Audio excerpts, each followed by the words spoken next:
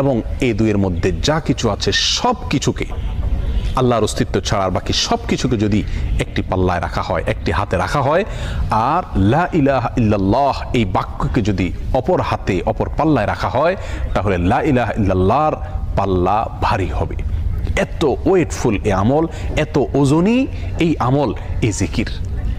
অর্থাৎ আল্লাহ সুবহানাহু ওয়া তাআলা মুসা আলাইহিস সালামকে যে বার্তা দিলেন সেটি হলো লা ইলাহা ইল্লাল্লাহর চাইতে ওজনী, এর চাইতে ওয়েটফুল, এর চাইতে ভারী, এর চাইতে শ্রেষ্ঠ, এর চাইতে মর্যাদাপূর্ণ কোনো জিকির আল্লাহর জমিনে আর নাই। প্রিয় বন্ধুগণ, মুসা আলাইহিস সালামের জন্য সবচেয়ে স্পেশাল দোয়া হিসাবে, সবচেয়ে স্পেশাল জিকির হিসাবে আল্লাহ সুবহানাহু ওয়া তাআলা যে দোয়াটি নির্বাচন করলেন, যেটাকে সবচাইতে ওজনী আমল হিসাবে আল্লাহ সুবহানাহু ওয়া তাআলা স্পষ্টভাবে ব্যক্ত করলেন, সেটি হলো লা ইলাহা ইল্লাল্লাহ। অথচ এই লা ইলাহা ইল্লাল্লাহ এটাকে আমরা খুব সাধারণ একটি জিকির মনে করি, খুব সাধারণ একটি দোয়া মনে করি, আমরা বিশেষ আমল খুঁজে বেড়াই।